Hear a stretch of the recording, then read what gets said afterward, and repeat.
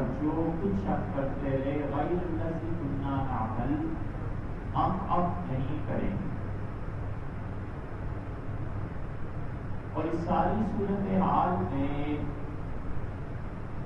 حضرت رسالت پناہ صلی اللہ علیہ وسلم کے متعلق بھی اللہ تعالیٰ نے عجیب بات ارشاد فرمائی جو بھی میرے پاس آئیں گے تشریف لائیں گے رسول اللہ صلی اللہ علیہ وسلم اور شکایت کریں گے اس اپنی امت کی. آدمی ذہن میں یہ رکھے کہ شکایت کو سننے والا انصاف اور مہربانی فرمانے والا اور سزا دینے والا اللہ ہے. اور مقدمے میں اس امت کا کوئی وکیل نہیں ہے، اس لیے کہ رسول اللہ صلی اللہ علیہ وسلم کے سامنے اور وکالت ہے. اور شکایت رسول اللہ صلی اللہ علیہ وسلم کی اس ذات باری تعالیٰ سے کر رہے ہیں جس کو نہ کسی وکیل کی ضرورت، کسی گواہ کی حاجت. علی کل شیء شہید اور علی کل شیء قدیر اس کی شان ہے. اور اس کا علم اتنا وسیع ہے کہ بے حد و حساب ہے. کافر جو کہے گا کہ مجھے زندگی دے دے اور میں وہ کام نہیں کروں گا جو پہلی عمر میں کرتا رہا، ارشاد باری تعالیٰ ہے کہ اللہ نے فرمایا اگر ہمیں زندگی دے کے دنیا میں بھیج دیں تو پھر وہی کرتوت کریں گے جو عمر کی پہلی مرتبہ میں کرتے ہیں. یعنی جو چیز وجود میں ابھی آئی ہی نہیں ہے اور آنا بھی نہیں ہے، اللہ اس کے متعلق بھی جانتا ہے کہ بھیجے. اور اللہ کے علم میں یہ ادنا بات ہے، اس کے علم کا کوئی ٹھکانا نہیں. اور شکایت کر رہے ہیں رسول اللہ صلی اللہ علیہ وسلم. حشر کا میدان برپا ہے اور فیصلے ہو رہے ہیں اور گواہیاں ہو رہی ہیں. اور وہ دن ہے جس دن کے متعلق فرمایا ان ربی بالغدر، میرا رب اس دن ظہیر غصے میں ہوگا، شدید ترین غصہ. اور ایسا غصہ اللہ کو ایسا غضب اس دنیا کے لوگوں پہ نہ پہلے آیا ہوگا نہ بعد میں. اور رسول اللہ صلی اللہ علیہ وسلم تشریف لائیں گے، شکایت دیں گے اور شکایت کس کی؟ اپنی امت کی. اور کہیں گے کہ اے پروردگار ان کا بھی حساب لے میرے امتیوں کا. شکایت کیا لے کے آیا ہوں کہ ان کا بدل قرآن محفوظہ، انہوں نے قرآن کو بیکار چیز سمجھ کے چھوڑ دیا. یہ ہماری اور آپ کی شکایت ہوگی کہ میرے تو نے کتاب نازل فرمائی تھی، یہ میرے نالائق امتی ہیں اور انہوں نے تیری کتاب کو پیٹھ کے پیچھے ڈال دیا تھا. حجر عربی چیز کو کہتے ہیں جس چیز کی کسی کو ضرورت نہ ہو، جو چیز فضول ہو. معاذ اللہ جب آدمی ایسی باتیں پکنے لگے جس کی کسی کو ضرورت نہیں، جیسے پاگل پن ہوتا ہے، تو جو بکواس کے معنی اردو میں ہم کہتے ہیں نا یہ بکواس ہے، بالکل ٹھیک عربی میں اس کے لیے استعمال ہوتا ہے. اس لیے یہ ترجمہ ادب سے کرتے ہیں کہ اے پروردگار اس امت نے اس کتاب کو بالکل بیکار رتی سمجھ کے چھوڑ دیا. اس لیے ہم سب کو فکر کرنی چاہیے کہ وہ شکایت اگر آپ کے خلاف ہے، میرے خلاف ہے اور کرنے والے رسول اللہ صلی اللہ علیہ وسلم ہے، تو اللہ تعالیٰ اگر انصاف کرے گا تو ہمارا حشر کیا ہوگا. اور اگر خدا رحمت اور مہربانی نہ فرمائے تو پھر کیا معاملہ، کیسے ہم سیدھے ہو سکتے ہیں. اس لیے اللہ کی اس کتاب کو پڑھنا چاہیے، سمجھنا چاہیے. رمضان میں یہ کتاب خدا کی سنائی گئی، سنی گئی. اللہ کا بہت بڑا احسان ہے کہ قرآن قیامت میں پیش ہوگا. یہ تراویح میں جو آپ سنتے اور پڑھتے رہے ہیں، قیام اللیل بھی اللہ کسی کو توفیق دی ہے، وہ پڑھتا پڑھاتا رہا ہے. یہ قرآن پاک کسی نے صحیح طریقے سے تلاوت کی ہے، یہ سب عمل اللہ کے یہاں پیش ہوگا. اور قرآن یہ کہے گا کہ اے رب یہ وہ تیرے بندے ہیں جن کو میں نے رمضان میں آرام کرنے سے روک دیا تھا، رات کی نیند سے روک دیا تھا، اور اے اللہ ان گناہگاروں کو بخش دے. اللہ فرمائیں گے جہنم کا ان کے بارے میں فیصلہ ہے، اگر ہم تیری بات مان لیتے ہیں لے جائیں جنت. اس لیے جو لوگ یہ بحثیں چھیڑے ہوئے ہیں نا کہ تراویح ہے یا قیام اللیل ہے یا تہجد ہے یا کیا نہیں ہے، انہیں اتنا تو غور کرنا چاہیے کہ خود امت تراویح سے ہی ہٹ رہی ہے، نماز سے ہی ہٹ رہی ہے، قرآن سننے سے ہی ہٹ رہی ہے. ان بحثوں کو چھیڑ کے آپ کیا چاہتے ہیں کہ لوگ جو تھوڑا بہت قرآن سنتے ہیں اور وہ بھی کبھی آخری اشرے میں اور کبھی پہلے اشرے میں درمیان اسے بھی چھوڑ کے یہ تراویح چلے جاتے ہیں اور اس سے بھی جائیں.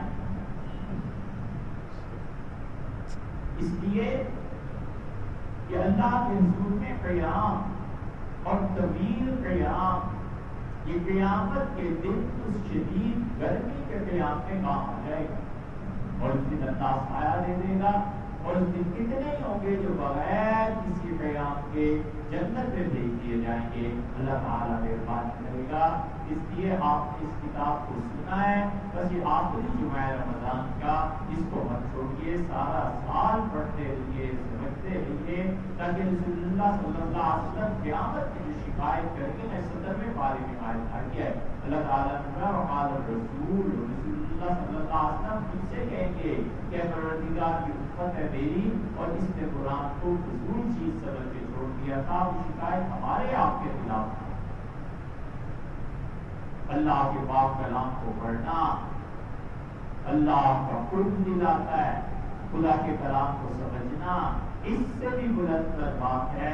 اللہ کے پاک کلام کو سمجھے کہ اللہ نے مجھ سے کہا کیا ہے، اللہ تعالیٰ کا تقاضا کیا ہے، قرآن ہم سے کس زندگی کا مطالبہ کرتا ہے اور ہم کس زندگی کو گزار رہے ہیں.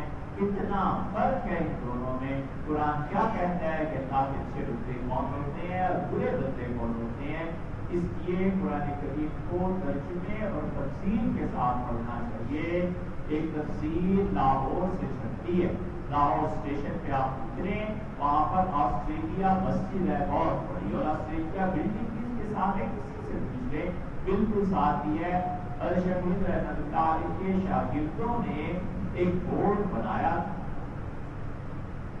جب وہ مالٹا جیل سے واپس آئے تو ایک دن وہ بیٹھے ہوئے تھے دارالعلوم دیوبند اور سارے ان کے شاگرد تھے، انور شاہ صاحب، مفتی محمد شفیع صاحب، محمد صاحب کے والد وغیرہ وغیرہ رحمہ اللہ، سب حضرت کے شاگرد تھے. تو پاؤں لٹکا کے بیٹھے ہوئے تھے اور فرمایا کہ ہم نے مالٹا جیل میں تنہائیوں میں غور کیا کہ اس امت کے زوال کے اسباب کیا ہیں. تو بھئی میں تو دو چیزوں پہ پہنچا ہوں. سب ان کے شاگرد علماء اکٹھے ہو گئے کہ حضرت مالٹا جیل میں اتنے سال برس گزار کے آئے اور زندگی کا نچوڑ بیان کر رہے ہیں. کیا فرماتے ہیں؟ فرمایا کہ تو دو سبب معلوم ہوئے، ایک تمہارا آپس میں لڑنا اور ایک اس امت کا قرآن کو چھوڑنا. فرمایا اس سے پھیلاؤ، اس کے درس عام کرو. یہ تو اللہ جزائے کہتے ہیں شاگردہ محدث دیکھتی رحمۃ اللہ کو کہ انہوں نے پورے بر صغیر میں قرآن فہمی کی تحریک چلا دی. اور یہ جتنی قرآن فہمی بریلی میں آئی ہے، جتنی قرآن فہمی دیوبند میں آئی ہے، ندوہ میں آئی ہے، کلکتہ میں آئی ہے، حیدرآباد دکن میں آئی ہے، یہ سب کا سب قرآن کی طرف دعوت دینا، قرآن کو سمجھنا، اس کے مطالب، تفاسیر، ترجمے، یہ سب کے سب حضرت رحمۃ اللہ کا فیض ہے. شاہ ولی اللہ رحمۃ اللہ نے قرآن پاک میں بڑا کام کیا. شاہ ولی رحمۃ اللہ کے شاگردوں نے بیڑا اٹھا دیا کہ ہم قرآن پاک کی آسان اور مختصر تفسیر لکھتے، بس ہر آیت پہ ایک صفحہ لکھتے بغیر کسی فرقہ واریت، بغیر کسی فضول بحث، لمبی علمی بحث کا کوئی مطلب نہیں، عام لوگوں کے لیے لکھو. اور انہوں نے 7 جلدوں میں درس قرآن کے نام سے ایک تفسیر مرتب کر دی ہے. کوئی فرقہ واریت نہیں، کوئی برائی نہیں. اگر آپ کو اللہ توفیق دے اس درس قرآن کو خریدیں، کہیں بھی مل جائے درس قرآن کے نام سے. وہ پوری علماء کی کمیٹی کی اس نے لکھا ہے. اس درس قرآن کے 2-3 صفحے بس روز پڑھ لیں. اگلے سال رمضان میں آپ آئیں گے، قرآن کریم آپ کو پتا ہوگا کہ اللہ کیا رسالہ کیا ہے، اللہ کیا کہتا ہے. اس سے بحث ہی نہیں ہے کہ آپ کا کس فرقے سے تعلق ہے، کس سے نہیں ہے. انہوں نے جو قرآن کا مفہوم سنت میں آیا تھا، یہ چیزیں تھی، انہوں نے بیان کر دی ہے. آسٹریلیا مسجد اور آسٹریلیا بلڈنگ لاہور میں اچھلتا ہے. 60 جلدوں میں چھوٹی چھوٹی جلدیں ہیں اور آپ 2 صفحے بس روز 3 صفحے پڑھ لیجیے، صاف ستم عرصے میں آپ کو پتہ چل جائے گا کہ اللہ تعالیٰ نے کیا کہا ہے۔ قیامت میں کم سے کم آپ ان لوگوں میں نہیں ہوں گے جن کے خلاف شکایت ہوگی کہ میری امت کے قرآن کو چھوڑ دیں۔ بڑی وقت یہ دین علم کے ساتھ مربوط ہے، یہ دین لکھے پڑھے لوگوں کا دین ہے، یہ دین تعلیم کے ساتھ مربوط ہے۔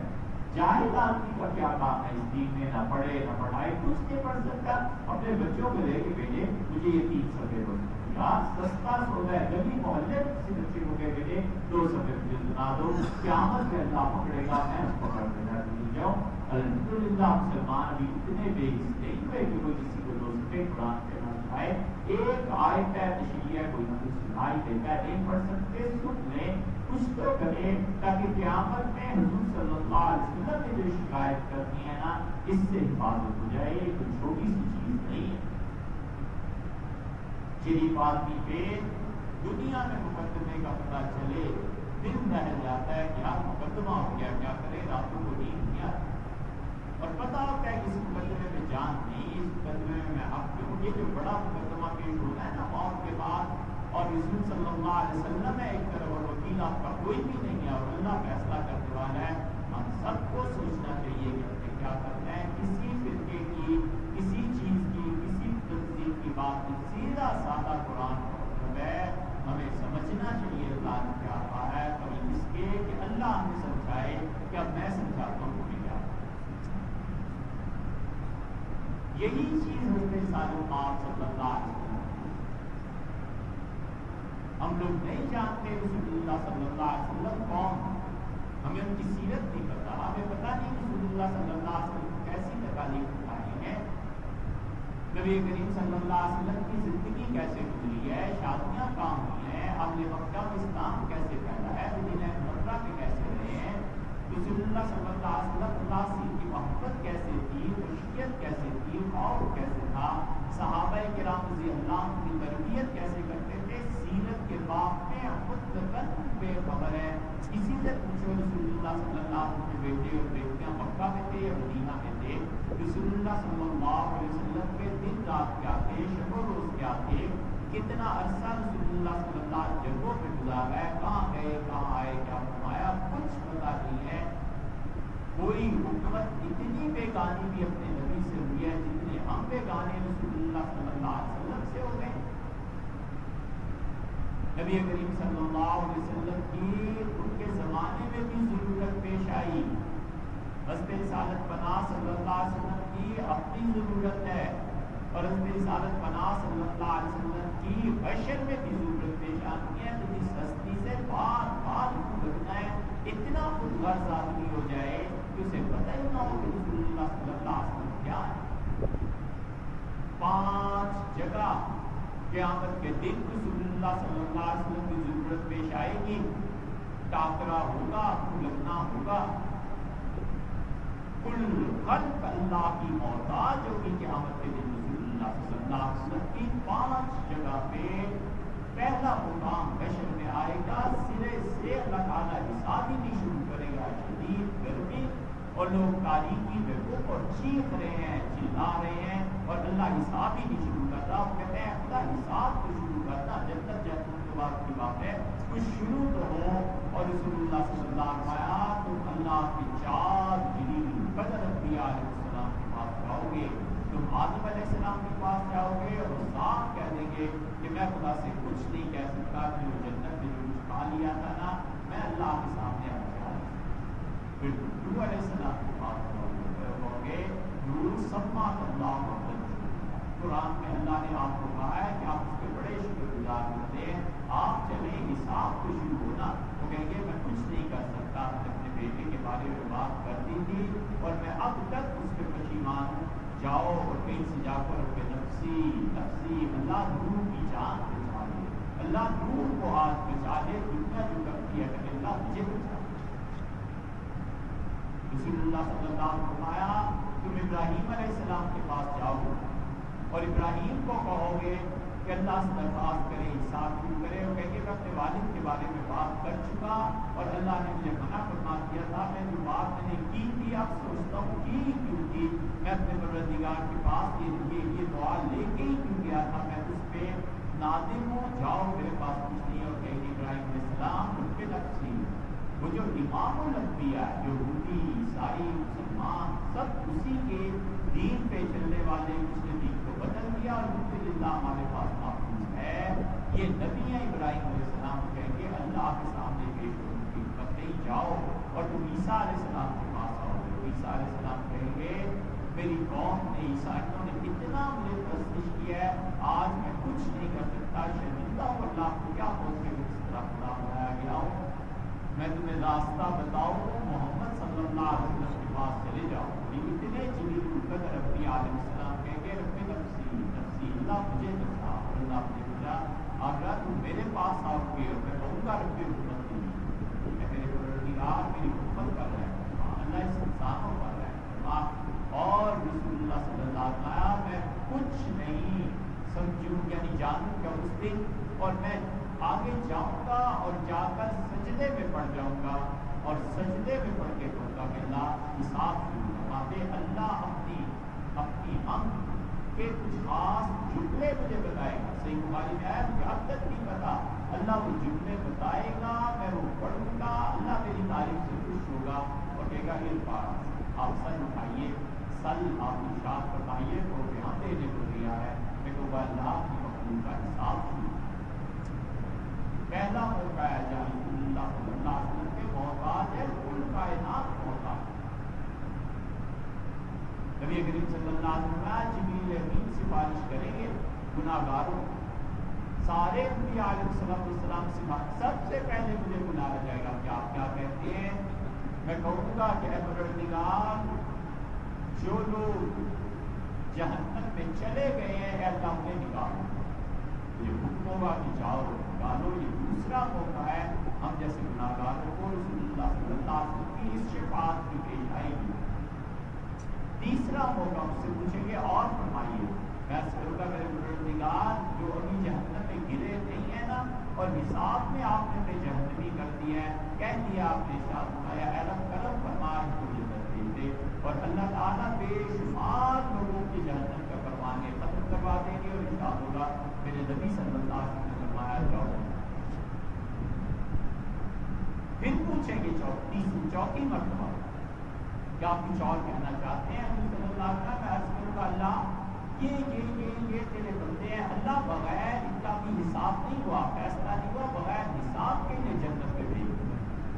حضور صلی اللہ علیہ وسلم اللہ کہے گا اچھا یہ جتنے ہیں نا بغیر حساب کے آپ کے کہے پہ جنت میں بھیجتے ہیں، یہ چار ہوئے، اور رسول اللہ صلی اللہ علیہ وسلم میں جنت کے دروازے پر جب پہنچوں گا اسے پوچھیں گے اور کچھ چاہیے، میں کہوں گا اللہ فلاں طبقات جو ہیں ان لوگوں کے درجے بلند کروا دے، اللہ میری بات ماننے گا اور پورا جاؤں گا۔ 5 مقامات پر ہمارے نزدیک شفاعت ہوگی، اور 5 مواقع پر ہم رسول اللہ صلی اللہ علیہ وسلم اتنی بھی کیا ترجیح اور آپ بتائی کہ ہم رسول اللہ صلی اللہ علیہ وسلم کو بھی نہ پڑھے، کیا فرمایا ہے، کیا تقاضا ہے، دعا کیسے مانگتے تھے، آپ ہمت کریں۔ ایک کتاب محمد منظور نعمانی صاحب رحمۃ اللہ یہ موالد حدیث، کوئی ملکہ والیت نہیں، کچھ نہیں، حضرت نے بڑی عمدہ چیز لکھی ہے، اسے 9 جلدوں میں روز 2-3-4 صفحے پڑھ لیے، سال بھر میں اللہ رمضان ختم ہو جائے گی، پتہ چلے گا رسول اللہ صلی اللہ علیہ وسلم نہاتے مسواک کیسے، وضو کیسے، نماز کیسے، تجارت کیسے کرتے، لوگوں سے اخلاق، سب چیزیں انہوں نے 9 جلدوں میں لکھی ہیں، پڑھنا چاہیے۔ محمد نعمانی صاحب کی کتاب کو معارف الحدیث اتنی اچھی چیز لکھے ہیں کہ کیا معلوم کہ آپ کو پڑھی ہوتی ہے، خاص طور پہ 5ویں جلد پڑھنی چاہیے، اس میں دعائیں جمع کر دی۔ رسول اللہ صلی اللہ علیہ وسلم کس موقع پہ کیا دعا مانگتے ہیں، نماز میں کیا دعائیں سکھاتے ہیں۔ حضور اقدس صلی اللہ علیہ وسلم نے کبھی کسی کو نماز میں درود شریف کے بعد اور سلام سے پہلے قرآن کی کبھی کوئی دعا نہیں سکھائی۔ ہم سب پڑھتے ہیں رب جعلنی ربنا آتنا فی الدنیا حسنہ، پالا پڑ جائے نا کسی سے وہ کہے گا یہ دعا ثابت کرو، کوئی ایک شخص نہیں ہے جو ثابت کر سکے کہ رسول اللہ صلی اللہ علیہ وسلم قرآن سے یہ دعا بتائی دیتے تھے، کچھ نہیں۔ یہ تو چونکہ دعا مانگنی ہے اس لیے قنوت میں دعا پڑھ لی، درود شریف کے بعد پڑھ لی، کیوں رکھا نا؟ فقہاء علماء نے کہا یہ دعا اس لیے رکھو کہ چھوٹے بچے ہیں، بچے کہاں اتنی لمبی دعائیں یاد کر سکتے ہیں؟ کہ ایک آیت یاد کرا دو بچے کو، بتاؤ 3 جگہ پڑھ لیا کرے، ایک سورہ فاتحہ کے بعد پڑھ لیا کرے، ایک دعائے قنوت میں یاد ہوگی تو وہ بھی چلو یہ پڑھ لیا کرے، اور ایک سلام سے پہلے یہ دعا مانگ لیا کرے۔ قرآن کی آیت کی آیت میں دعا کی دعا ہوئی بچوں کے لیے، جب بڑے ہوں گے تو خود ہی پڑھ لیں، انہیں کیا پتا تھا کہ 70 سال تک بھی بچے ہی لے۔ رسول اللہ صلی اللہ علیہ وسلم نے مختلف صحابہ کرام رضی اللہ عنہ رضی اللہ عنہ آتے ہوئے عرض کیا اللہ کے نبی نماز میں کیا دعا مانگا کرو؟ فرمایا ابو بکر سلام پھیرنے سے پہلے بہت رب اتنی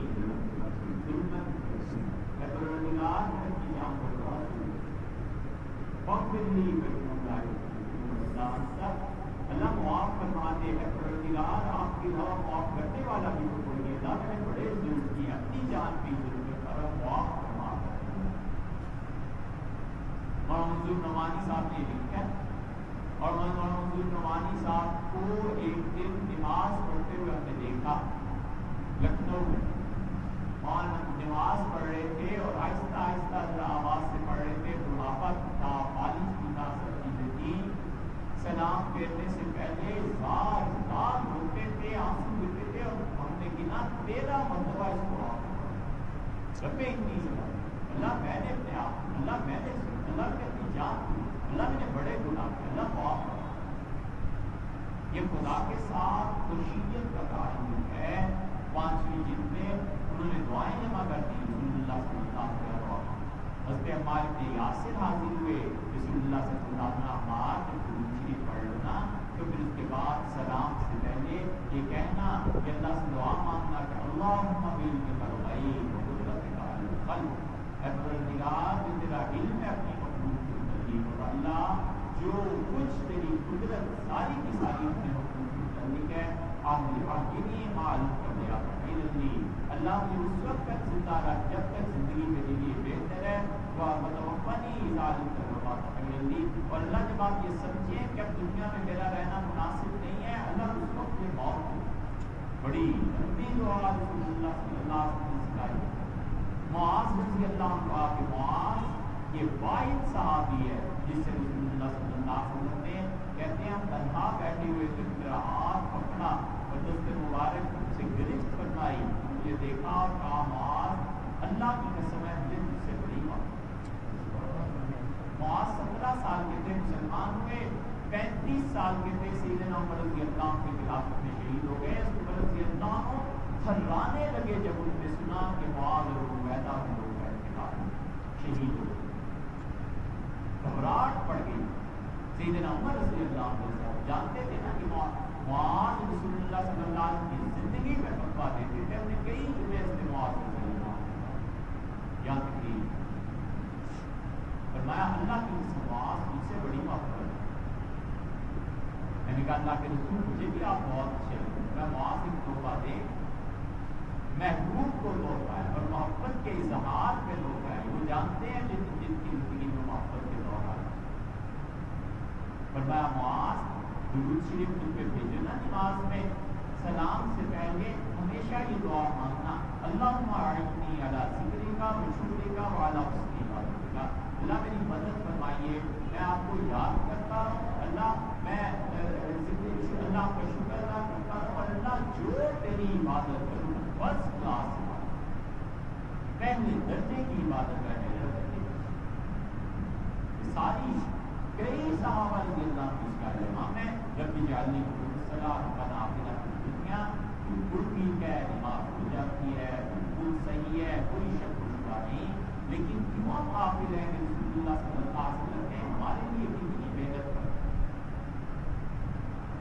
اتنا تو یار کوئی بیگانوں سے بھی نہیں کرتا جو اس امت نے اب طریقہ اختیار کیا ہے رسول اللہ صلی اللہ علیہ وسلم کے متعلق، نہ ان کے نسب کا پتہ ہے، نہ ان کی اولاد کا پتہ ہے، نہ ان کے شہزادوں کا پتہ ہے، رسول اللہ صلی اللہ علیہ وسلم کس سے محبت فرمائی، کس سے کچھ پتہ نہیں ہے، یہ اس معاہدے کو نہ ملتے ہیں، کوئی فقہ والیت حضرت نے نہیں لکھی، سیدھے سادھے حدیثوں کا ترجمہ اور عام لفظوں کی تشریح کرتی ہے.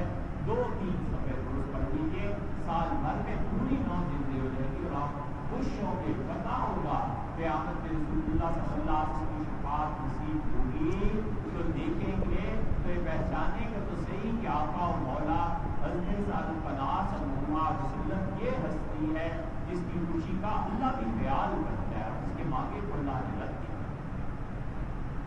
سب محتاج ہیں رسول اللہ صلی اللہ علیہ وسلم کی قیامت کی شفاعت کے، اور بڑے ہی بدبخت ہیں. اب یہ نئے نئے اسکالرز آ رہے ہیں، وہ کہتے ہیں رسول اللہ صلی اللہ علیہ وسلم کی شفاعت نہیں ہوگی، اور جو بڑے احسان کرتا ہے وہ کہتا ہے 2 مرتبہ شفاعت ہوگی. رسول اللہ صلی اللہ علیہ وسلم ایک اس وقت جب لوگوں کا حساب شروع ہو اور ایک لوگوں کو جہنم میں نکالنے کے لیے 3 شفاعتوں کا انکار کرتے ہیں. 3 شفاعت اور دوسرے دوسرے میں پتہ ہی نہیں ہے کہ 5 مرتبہ رسول اللہ صلی اللہ علیہ وسلم دریافت کریں گے اور اللہ کو عزت اور تقریر دے گا. پوری جگ دیکھے گا کہ اللہ نے نبی صلی اللہ علیہ وسلم کہہ رہا ہے کیا فرمائیں کوئی اور چیز نہ کرے. اللہ اللہ ہے اور بندہ بندہ ہے. حضور صلی اللہ علیہ وسلم ہمارا عقیدہ ہے ساری عزت شرف احترام رفعت بلندی کے باوجود خدا ہے، اور اللہ اللہ اللہ کبھی ایسے نہیں ہو چکا کہ رسول اللہ صلی اللہ علیہ وسلم اللہ اللہ ہے، لیکن نبی کریم صلی اللہ علیہ وسلم جیسا تمام کسی کا نہیں ہے. پڑھنا ہم اتنے غافل ہیں کہ اس کی بات کو کریں اپنی نمازوں سے. ہمیں پتہ ہی نہیں ہے کہ نماز کیسے پڑھنی ہے، ہمیں پتہ ہی نہیں ہے کہ رسول اللہ صلی اللہ علیہ وسلم کیسے نماز، نبی کریم صلی اللہ علیہ وسلم نماز پڑھاتے تھے. صحابہ کرام رضی اللہ عنہ کہتے ہیں رکوع میں جاتے تھے تو اتنا لمبا رکوع ہوتا تھا کہ ہم کہتے تھے تمہاری کھڑے کیوں نہیں ہوئے، تو کھڑے ہوتے تھے رکوع سے تو ہم کہتے تھے شاید سجدہ بھول گئے. 2 سجدوں کے درمیان رسول اللہ صلی اللہ علیہ وسلم بیٹھتے تھے اتنی دیر کہ ہم سمجھتے تھے شاید بھولے ہیں دوسرا سجدہ. لمبی نماز تھی، دیر تک اللہ کے حضور میں کھڑے رہے. یہ قیام ہے. پیدل چلیے، ورزش کیجیے. آپ کہیں گے ممبر سے یہ بات کہہ رہے ہیں آپ کی ٹانگوں میں جان ہونی چاہیے. گھنٹہ گھنٹہ بھر اللہ کے حضور میں رات کو کھڑے ہو، اٹھو رات کو رکوع کرو 20-20 50-50 مرتبہ اور سبحان ربی الاعلیٰ سبحان ربی العظیم اپنے رب کی تعریف بیان. حضور صلی اللہ علیہ وسلم رکوع کر کے کھڑے ہوتے تھے، مسلسل کہتے تھے ربی اللہ ربی اللہ تیرے پروردگار تعریف کا تو بس تو ہی ہے، اللہ تیری اللہ تو ہی ہے جس کی تعریف ہونی چاہیے. کئی مرتبہ آپ کھڑے ہو رات کو رکوع کے بعد کھڑے ہو جائیں 100 مرتبہ پڑھیں گے ربی اللہ ربی ہے میرے پروردگار تعریف تو تیری. یہ لمبے قیام، یہ لمبی نمازیں، طویل رکوع و سجدے ہم سب میں بلاتے ہیں. نبی صلی اللہ علیہ وسلم کا طریقہ نہیں تھا. حضور صلی اللہ علیہ وسلم اتنی لمبی نماز پڑھتے پڑھاتے بھی یہ چیز ہے. اس لیے جان ہوگی ٹانگوں میں تو کھڑا ہوگا نا، کمر سیدھی ہوگی تو کھڑا ہوگا نا. ورزش کرے. رسول اللہ صلی اللہ علیہ وسلم صبح روزانہ مدینہ منورہ میں جب ہوتے تھے کئی میل 6 میل پیدل چلتے تھے. جس وقت سے بھی جاتے تھے لگتا تھے 6 میل پیدل چلتے. ہماری آنکھیں نہیں کھلتی. یہ سنت یاد نہیں رہتی رسول اللہ صلی اللہ علیہ وسلم کی. اس سنت میں کیا ہے؟ اور مسجد قباء میں جانا کو صحیح حدیث میں ہفتے میں 2 بار مسجد قباء میں جاتے تھے. تو مسجد قباء سے مسجد نبوی 3-4 کلومیٹر تو ہے ہی ہے. حضور صلی اللہ علیہ وسلم جاتے بھی تھے آتے بھی تھے. ہم کیوں آتے ہیں؟ ورزش کریں، ٹانگوں میں جان پیدا کریں. اس لیے کہ اللہ تیرے سامنے کھڑا ہو، رب قیامت میں کھڑا ہونا ہے. قیامت کی اس قیام کی جائے اللہ دنیا میں کھڑا رہا ہو رہا اس قیام سے اللہ ہے باقی سختیوں سے محفوظ فرما. یہ سب دین ہی سکھاتا ہے. مگر ہم اتنے غافل ہیں، ہم یہ سمجھ رکھا ہے کہ بس 5 نمازیں جلدی امام 1 منٹ ذرا دیر سے آیا یا امام نے 1 منٹ لمبی نماز سختی آگے پہنچا دے گی. اور صورتیں چھوڑی تھی ہم نے جو رسول اللہ صلی اللہ علیہ وسلم نبی کریم صلی اللہ علیہ وسلم جمعے کے دن مغرب کی نماز میں پہلی رکعت میں قل یا ایھا الکافرون اور دوسری میں قل ھو اللہ پڑھتے تھے۔ مغرب جمعے کے دن فجر میں رسول اللہ صلی اللہ علیہ وسلم پہلی سورہ سجدہ پہلی رکعت میں، دوسری میں سورہ ظاہر پڑھتے تھے۔ رسول اللہ صلی اللہ علیہ وسلم عشاء کے فرائض پڑھاتے تھے، پہلی رکعت میں سورہ والسماء ذات البروج اور دوسری میں والسماء والطارق پڑھتے تھے، دونوں سورتیں والسماء جمعہ پڑھاتے تھے۔ ہم کیوں نہیں کرتے؟ ایسی مسجدیں دیکھی جہاں کسی نے سنت پہ عمل کیا اور مقتدی نہیں مولوی صاحب یہ کیا وہ اپنے پاس سے تھوڑی کر رہا ہے، وہ تمہارے نبی صلی اللہ علیہ وسلم کی سنت پر بھی اور آپ کو یاد دلا رہا ہے کہ حضور صلی اللہ علیہ وسلم ایسا اب اس پہ پڑھی۔ ہمارے استاد تھے، اللہ تعالیٰ ہمارے اساتذہ کی قبروں کو ٹھنڈا رکھے، روشن رکھے، جنہوں نے ہمیں پڑھنا لکھنا سکھایا، مولانا عبدالحمید سواتی گجرانوالہ وسط العلوم مولانا یونانی صاحب کے سسر بڑے قابل ہیں، کسی فرقہ واریت میں انہوں نے ایک کتاب لکھی ہے 600-700 صفحے، نماز مسنون، نماز کلام، کہیں سے مل جائے گی اسے ایک ایک صفحہ کر کے پڑھتے رہیے، آپ کو پتہ چلے گا کہ مومن آدمی کی نماز ہے۔ رسول اللہ صلی اللہ علیہ وسلم نماز کا فرماتے تھے، ہم سب کو اس پہ عمل کرنا چاہیے۔ اس لیے قرآن پاک کا ترجمہ، اس کی تفسیر، درس قرآن، حدیث رسول اللہ صلی اللہ علیہ وسلم کے تعلق اور تیسری کتاب نماز کلام یا نماز مسنون مولانا عبدالحمید سواتی صاحب رحمۃ یہ پڑھیے۔ تینوں چیزیں جو آپ سے رکھی ہیں، کوئی فرقہ واریت، کوئی دیوبندی، کچھ نہیں، کسی نے چھوا تک نہیں۔ وہ کہتے ہیں یار جو